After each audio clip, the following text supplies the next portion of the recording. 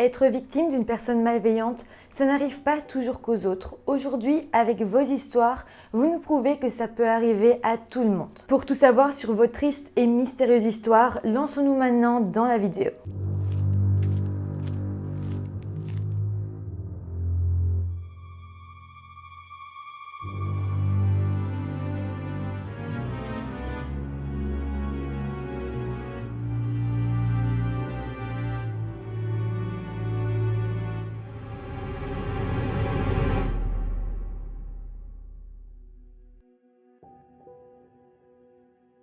Hello tout le monde, j'espère que vous allez bien. Je vous retrouve aujourd'hui avec un concept que j'aime beaucoup, c'est parler de vos histoires. Alors vous me les avez envoyées il y a quand même assez longtemps, je suis désolée, j'ai mis un petit peu de temps pour écrire cette vidéo, mais en tout cas aujourd'hui je suis contente de les dire ici sur cette chaîne. Alors je voulais aussi vous dire que si vous avez des histoires comme ça, des histoires paranormales, parce que j'ai un autre concept où je parle de vos histoires paranormales, ou même des histoires plus criminelles, donc imaginons que vous avez été suivi dans la rue, ou même quelqu'un s'est attaqué à vous, vous a piqué, drogué en soirée, voilà, plein de choses comme ça et j'en passe. N'hésitez pas à me les envoyer si vous en avez envie. Si vous avez envie de les partager, ça peut être anonyme, vous pouvez dire votre prénom, c'est comme vous voulez. Mais voilà, comme ça, on peut aussi partager ici et mettre en garde d'autres personnes. Comme d'habitude, avant de commencer la vidéo, je vous rappelle de vous abonner à la chaîne si ce n'est pas encore fait. Vous pouvez aussi vous abonner à mon compte Instagram pour qu'on puisse discuter. Et puis comme ça, si vous avez envie de m'envoyer vos histoires, vous pouvez le faire directement via Instagram ou via mon adresse mail aussi qui est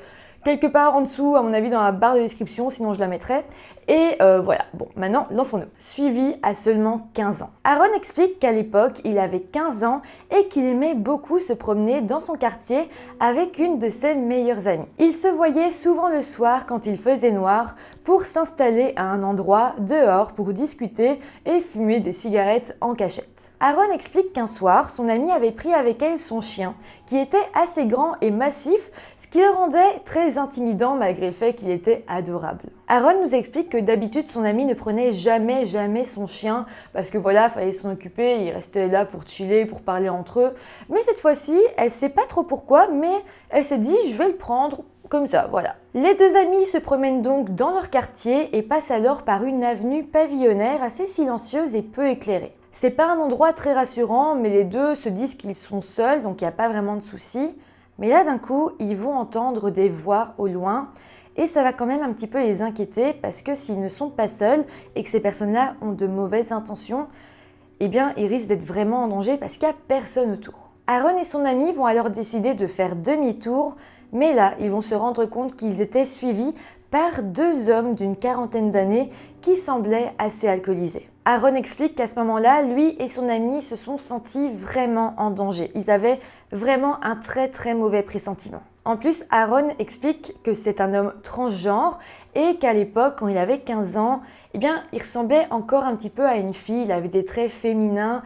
Et donc, c'est vrai que lui et son ami, ils pouvaient ressembler à deux jeunes filles qui marchaient comme ça dans la rue. Donc évidemment, deux jeunes filles toutes seules dans une rue pas éclairée le soir, c'est assez dangereux.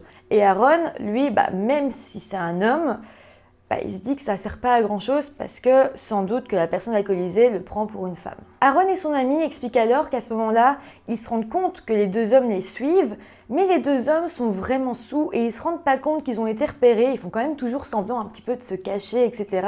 Mais voilà, Aaron et son ami, ils en profitent pour accélérer le pas. Ils marchent de plus en plus vite dans le but de les semer, mais là, ils se rendent compte que les hommes se cachent de moins en moins et eux aussi accélèrent le pas pour les rattraper. Les deux hommes, eux, ils comprennent qu'ils sont cramés, c'est fini et donc maintenant, ils vont même plus essayer de se cacher, ils vont vraiment rentrer dans le tas et ils vont commencer à siffler Aaron et son ami. Ils vont aussi commencer à faire des bruits d'animaux, leur aboyer dessus, grogner et aussi les insulter. Donc là, on est clairement face à deux harceleurs, ce qui est déjà très grave. Mais en plus, ces deux hommes draguent des personnes qui ont 15 ans seulement, alors que eux ont 50 ans, je le rappelle quand même. Bon, sinon, Aaron et son ami marchent toujours de plus en plus vite quand d'un coup, le chien, qui était donc toujours avec eux, se met à l'arrêt et donc il n'avance plus. Il se stoppe net et se retourne alors vers les deux hommes. Il se met alors en position d'attaque tout en leur grognant dessus. Et c'est vraiment dingue parce que les deux hommes vont alors avoir très peur du chien et ils vont faire demi-tour. Et là, Aaron explique que heureusement son amie avait pris avec elle son chien. C'est quand même dingue parce qu'elle faisait jamais ça et le chien lui a sauvé la vie. Il explique qu'il ne sait pas du tout ce que ces deux hommes leur auraient fait si le chien n'avait pas été là. Et encore pire, peut-être que les deux hommes se seraient rendus compte qu'ils n'étaient pas face à deux filles, mais face à un garçon et à une fille. Et donc à ce moment-là, peut-être qu'ils auraient même eu une réaction encore plus violente. On ne sait pas du tout ce qui aurait pu se passer, mais en tout cas, heureusement, on n'a pas à savoir parce que le chien les a sauvés. Aaron et son ami ne verront plus jamais ces deux hommes, mais par contre, c'est quand même assez malheureux parce qu'ils vont jamais être retrouvés. Et donc, ça veut dire que s'ils n'ont pas été retrouvés, ils n'ont pas eu de sanction et c'est possible qu'ils fassent subir la même chose à d'autres personnes. Heureusement, cette histoire se termine bien, je suis contente de vous l'avoir racontée et elle montre vraiment qu'il faut toujours faire attention, rester prudent et ne pas toujours se balader le soir dans des rues sombres. Passons maintenant à la deuxième histoire, la traque sur les réseaux sociaux. Chris explique que l'histoire se passe en 2010 lorsqu'elle avait 28 ans et que Facebook commençait à devenir un peu populaire. Elle explique qu'à ce moment-là, elle était assez fan du chanteur français Grégoire et avait intégré un groupe Facebook de fans français du chanteur. Chris explique que le groupe était vraiment chouette et que tout le monde échangeait sur leur passion sur le chanteur. À ce moment-là, Chris habitait à Paris et elle avait prévu de voir prochainement Grégoire en concert dans une salle parisienne. Elle avait alors décidé d'écrire un post sur son groupe Facebook pour dire qu'elle allait voir Grégoire en concert au Bataclan et elle a donné l'heure exacte où elle allait s'y rendre. En faisant ça, Chris espérait qu'au concert, elle soit pas vraiment seule et que d'autres personnes du groupe viennent la retrouver parce qu'en plus sur son profil Facebook, il y avait sa tête, sa photo de profil c'était elle et donc c'était quand même assez facile de la reconnaître. Donc elle avait fait ce post en disant voilà, si vous avez envie, retrouvez-moi, comme ça on passera le concert ensemble. Le jour du concert arrive et Chris va alors arriver devant le Bataclan à l'heure qu'elle avait dit sur le groupe et se mettre à l'endroit qu'elle avait dit sur le groupe aussi.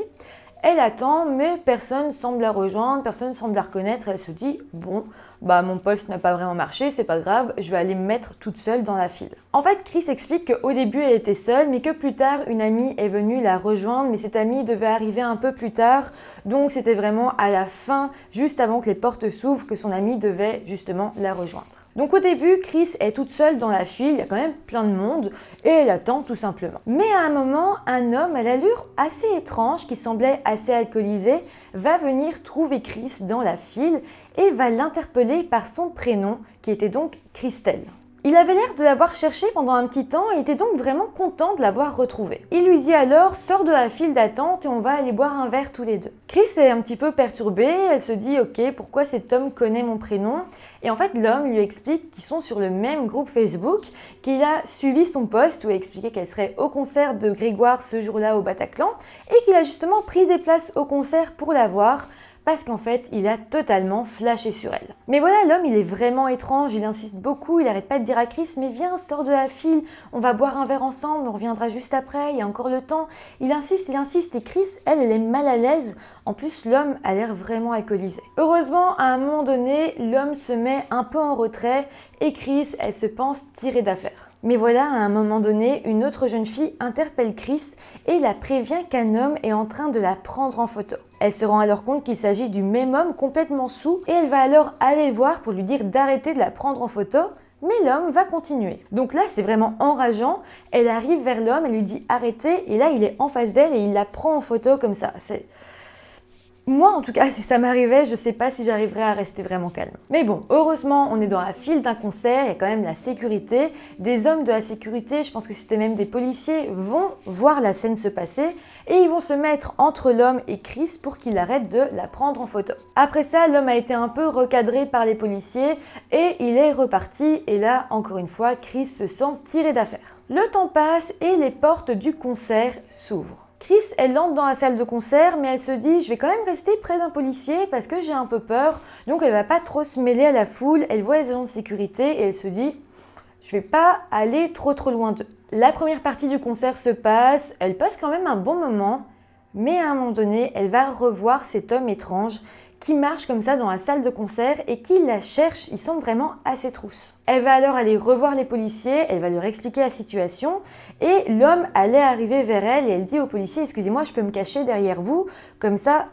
il va pas me trouver et il ira autre part. » Les policiers acceptent et ils font comme un petit rond autour d'elle pour qu'elle puisse se cacher. Et Chris, elle a vraiment eu un bon instinct de se cacher, donc elle était quand même bien cachée derrière les policiers, et les policiers étaient quand même étendus, et l'homme étrange va aller voir un des policiers et va lui demander s'il n'a pas vu Christelle. Il dira voilà, c'est la femme qui était dans la file tout à l'heure, que je prenais en photo, mais c'était une blague, vous n'avez pas compris, est-ce qu'elle est quelque part parce que c'est une amie à moi et j'aimerais bien la retrouver. Les policiers diront que non, ils l'ont pas vue en bas, par contre, ils sont quasiment sûrs qu'elle est à l'étage. Ce qui est faux, ils essayent de mettre l'homme sur une fausse piste pour qu'il parte et laisse Christelle tranquille. L'homme va alors évidemment croire les policiers et il va aller justement à cet étage. Christelle va alors remercier les policiers et heureusement quasiment en même temps son amie va arriver, donc elle va la rejoindre et là elle se sentait déjà mieux, elle était plus toute seule et à deux elle se sentait quand même déjà un peu plus forte. Chris explique que la fin de la soirée s'est quand même bien passée, elle n'a pas revu l'homme, par contre elle a vraiment pas osé rentrer chez elle toute seule, donc elle a dormi chez son amie et je pense que c'était vraiment prudent de faire ça. Elle explique qu'elle ne sait pas du tout ce qu'elle aurait fait sans l'aide des policiers et qu'elle ne sait pas ce que l'homme lui voulait réellement. Peut-être qu'il était juste lourd et inoffensif ou peut-être qu'il était vraiment étrange et lui voulait du mal. Mais en tout cas, dès qu'elle est rentrée chez elle, elle est retournée sur Facebook, elle l'a retrouvé et l'a bloqué sur tous les réseaux. Elle dira que depuis, elle fait vraiment attention à ce qu'elle marque sur internet et elle donne jamais de détails par rapport à où elle va et à quelle heure parce que vraiment cette expérience lui a servi de leçon. Je sais qu'il y a énormément de jeunes personnes qui font ça sur des groupes Facebook, qui se donnent rendez-vous à des endroits, qui montent des photos d'eux pour qu'ils se retrouvent, etc. Alors je trouve ça vraiment chouette, mais comme le montre cette histoire, ça prouve qu'il faut quand même toujours faire attention. Passons maintenant à la troisième histoire. Prise dans un commerce clandestin. Cette personne a voulu rester anonyme, donc on va l'appeler Mina. Mina, elle nous explique que cette histoire, elle a vraiment beaucoup de mal à en parler aujourd'hui parce que ça lui fait toujours beaucoup de mal et c'est quelque chose qui l'a réellement traumatisée. Malgré tout, elle explique qu'elle veut quand même partager cette histoire parce que la personne qui lui a fait subir tout ce qu'elle va nous raconter est toujours en liberté aujourd'hui et qu'il faut un maximum sensibiliser les gens. Mina nous explique qu'elle a 24 ans mais que l'histoire s'est passée lorsqu'elle avait 20 ans. Elle venait de quitter son copain de l'époque avec qui elle habitait et elle s'était alors installée toute seule dans un petit appartement. En plus de ça, Mina explique qu'à l'époque, elle avait pas mal de problèmes financiers.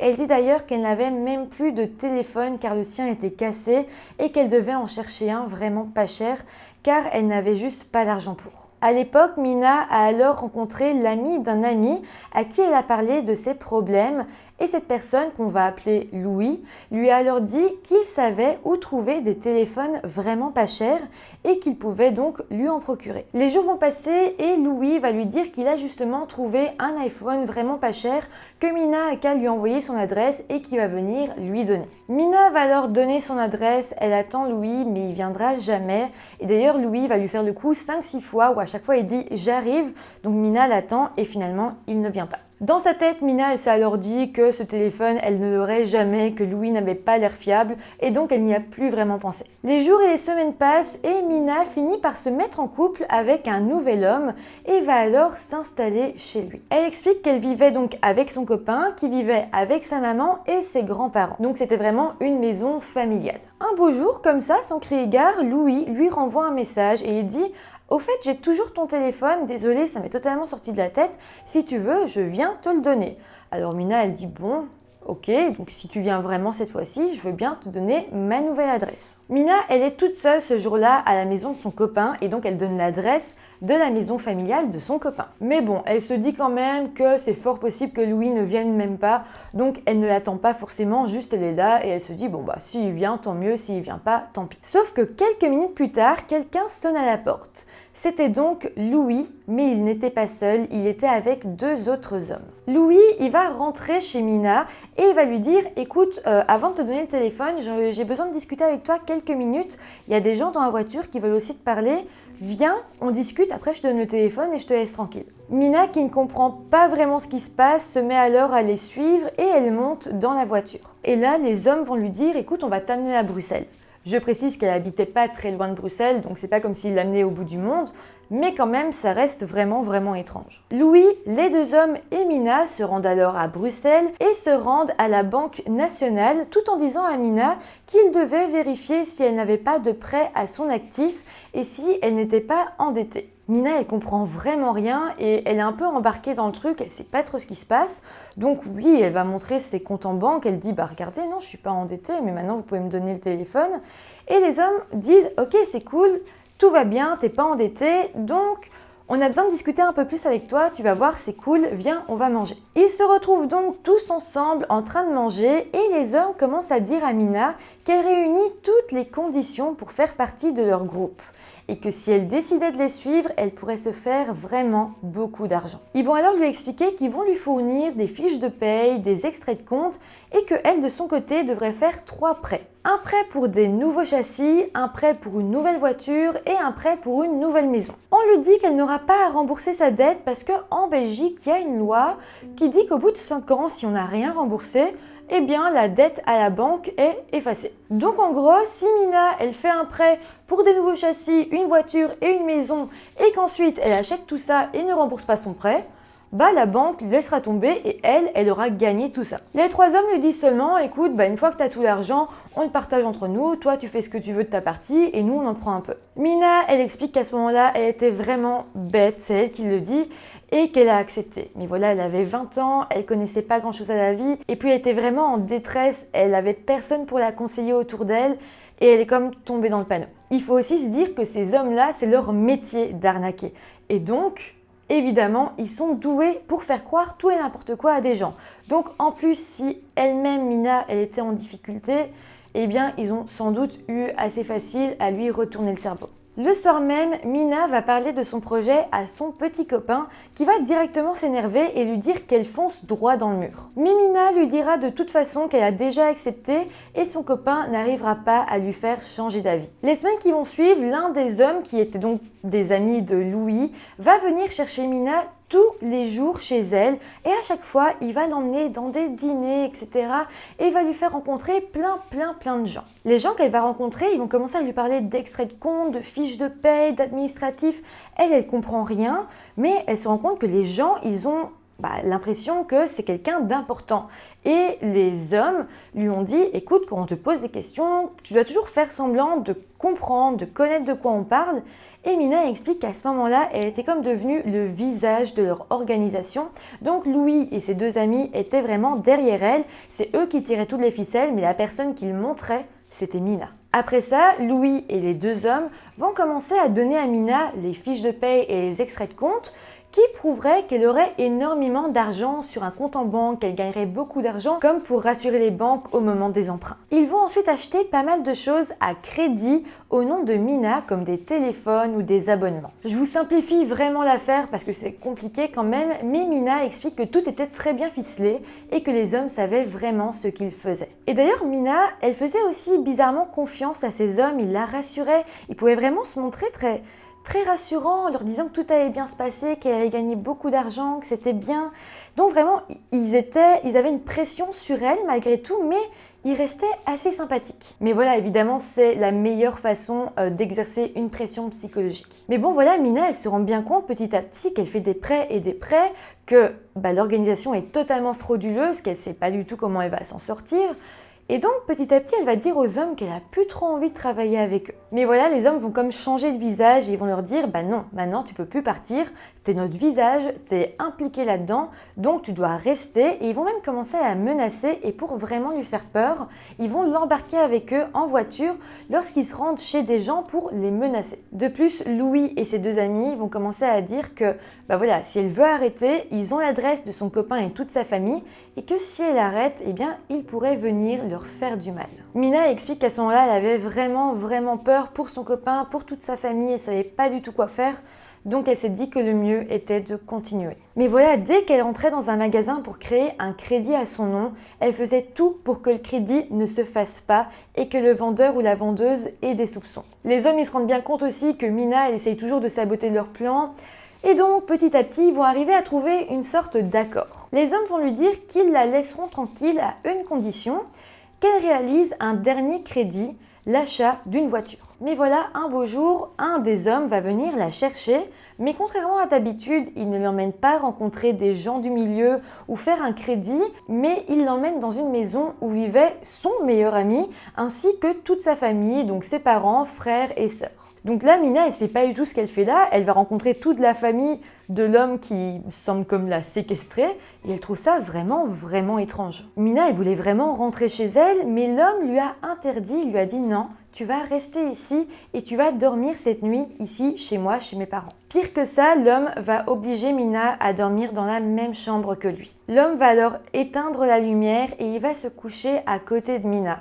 Mina, elle se sent vraiment pas bien, surtout que cet homme en question avait le double de son âge. Mais voilà, à un moment donné, tout va dégénérer, l'homme va commencer à la toucher et à la forcer à coucher avec lui. Et là, c'est vraiment horrible, mais Mina va comme décider de partir de son corps et se laisser faire, se dire que ça fera moins mal, que ça passera plus vite si juste elle arrête de se débattre et qu'elle attende que ça passe. Le lendemain matin arrive et l'homme emmène alors Mina dans un garage pour acheter une voiture. Là, Mina se sent toujours complètement déconnectée, mais voilà, elle se dit qu'une fois que cette voiture sera achetée, tout ça, ce sera fini et sa vie pourra devenir un petit peu plus calme. Ils arrivent donc dans le garage, l'homme semble connaître le patron assez bien et l'achat de la voiture se fait assez facilement et rapidement. Mina explique que c'est assez dingue parce que l'achat de la voiture était à son nom et à l'époque, elle avait même pas encore de permis de conduire. Mais bon, après ça, Mina a été ramenée chez elle et heureusement, les hommes l'ont laissée tranquille. Mais bon, elle était complètement traumatisée et elle commençait à recevoir des lettres et des lettres